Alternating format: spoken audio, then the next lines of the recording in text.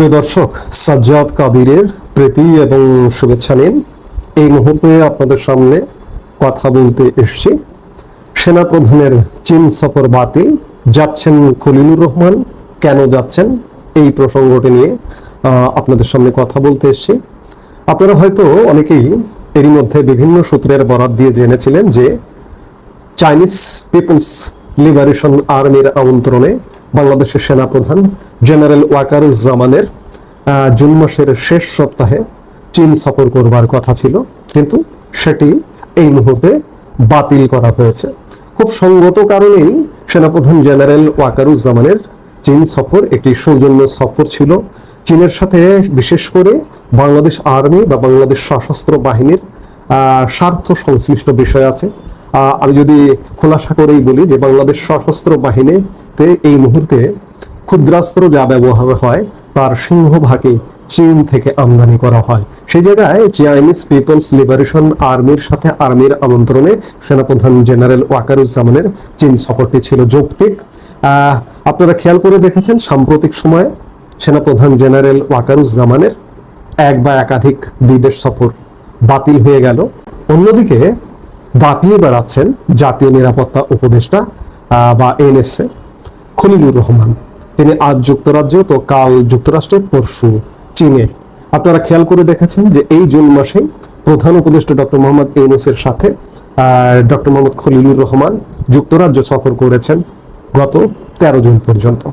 13 June যুক্তরাজ্য থেকে রওনা দিয়ে এসে 14 জুন বাংলাদেশে পৌঁছেছেন এবং বাংলাদেশে এসে তিনি 16 জুন মার্কিন যুক্তরাষ্ট্রের উদ্দেশ্যে রওনা দিয়েছেন এবং এখন পর্যন্ত তিনি মার্কিন যুক্তরাষ্ট্রে অবস্থান করছেন।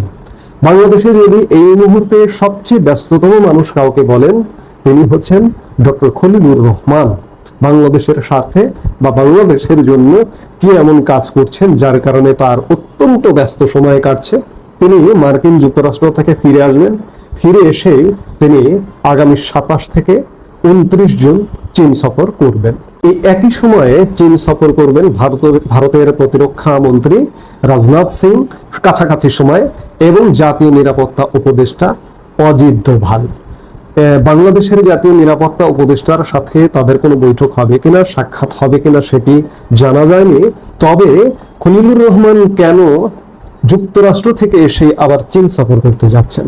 বলা হচ্ছে যে ঢাকা এবং বেইজিং সহযোগিতার বিষয়ে পরামর্শ করবেন বলে আশা করা হচ্ছে। আপনারা জানেন যে জাতিসংঘকে সামনে এনে বাংলাদেশের সাথে মিয়ানমারের একটা করিডোর ইস্যু ছিল। করিডোর ইস্যুটা এই মুহূর্তে খানিকটা ঘুমন্ত আছে।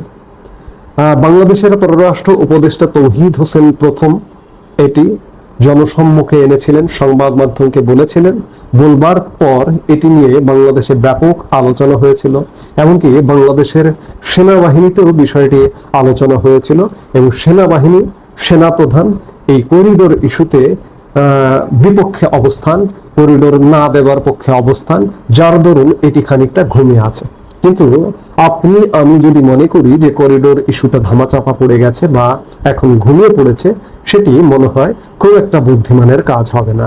কারণ খলিলুর রহমান এই করিডোর ইস্যুটাকে প্রধান মধ্যস্থতাকারী যদি বেসামরিক কেউ সরকারের পক্ষ থেকে হয়ে থাকে, প্রধান মধ্যস্থতাকারী বা করিডোরের পক্ষে অবস্থানকারী প্রধান ব্যক্তিত্ব হচ্ছেন খলিলুর রহমান। তিনি যুক্তরাষ্ট্র সফরে গেলেন কেন? আবার যুক্তরাষ্ট্র থেকে সফর করে এসেই চীন সফরে যাচ্ছেন কেন? কারণটা হচ্ছে চীনের সাথে মিয়ানমারের একটা নিবিড় সম্পর্ক বিদ্যমান। যে রাখাইন রাজ্য নিয়ে বা যে আরাকান আর্মির সাথে করিডোর ইস্যুতে বাংলাদেশের সংযোগ করতে চাইছেন খলিলুর রহমান, সেই রাখাইন রাজ্যে চীনের খুব বড় ধরনের একটি স্বার্থ আছে। রাখাইন রাজ্যের খুব গুরুত্বপূর্ণ একটি বন্দর কিয়াওকপু বন্দর, যে কিয়াওকপু বন্দরটি এখনো পর্যন্ত মিয়ানমারের বিদ্রোহী গোষ্ঠী আরাকান আর্মি দখল করতে পারেনি এবং এই কিয়াওকপু বন্দরে চীনের খুব বড় ধরনের বিনিয়োগ আছে। এখানে একটি গভীর সমুদ্র বন্দর নির্মাণ করেছে চীন এবং চীনের বেল্ট অ্যান্ড রোড ইনিশিয়েটিভটা এই বন্দরকে সংযুক্ত করে, সেই জায়গা থেকে এত বড় বিনিয়োগ আছে চীনের। চীন যদি এখানে বাধা হয়ে দাঁড়ায়, তাহলে মার্কিন যুক্তরাষ্ট্র যতই সহযোগিতা করুক, মার্কিন যুক্তরাষ্ট্র যতই নেপথ্যে থাকুক, জাতিসংঘ যতই নেপথ্যে থাকুক, এই করিডোর ইস্যুটি বাস্তবায়ন করা সম্ভব হবে না।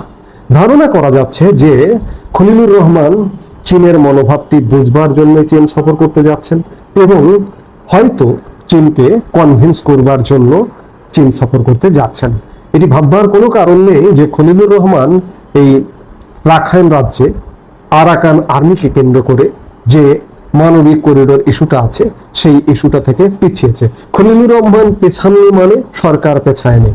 এখন সাময়িকভাবে এটি ঘুমন্ত অবস্থায় আছে, দেশের জনগণ ফুঁসে উঠছে, সেনাবাহিনী এর বিরুদ্ধাচরণ করছে, যার দরুন ঘুমিয়ে আছে।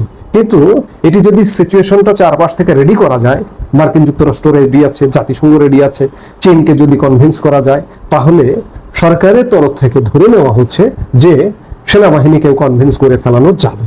সেই জায়গা থেকে খলিলুর রহমান মূলত চীন সফর করছেন। আর জেনারেল ওয়াকারুজ্জামানের চীন সফর বাতিল করা, এটি খলিলুর রহমানের চীন সফরের সাথে আসলে সম্পর্কযুক্ত নয়। দুজনের দুটি আলাদা এজেন্ডা নিয়ে সফরটি ছিল। সেই জায়গা থেকে জেনারেল ওয়াকারুজ্জামান বিদেশ যাচ্ছেন না, দেশেই অবস্থান করছেন, কিন্তু খলিলুর রহমান দাপিয়ে বেড়াচ্ছেন। তো যেটি বলছিলাম যে কেন যাচ্ছেন খলিলুর রহমান চীন সফর, মূলত চীনের মনোভাব বোঝা এবং সেই অনুযায়ী সেই অ্যাঙ্গেলে চীনকে কনভিন্স করা বা চীনের সাথে একটা আলাপের জন্যই মূলত খলিলুর রহমান চীন সফরে যাচ্ছেন।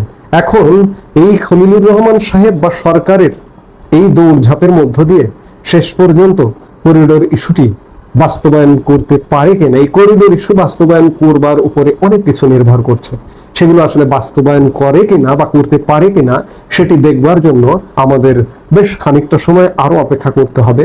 বিভিন্নভাবে সময় চলে যাচ্ছে, আরো অপেক্ষা করতে হবে। আমরা সে পর্যন্ত অপেক্ষা করব এবং দেখব আসলে কি ঘটতে যাচ্ছে। এই মুহূর্তে এ পর্যন্ত।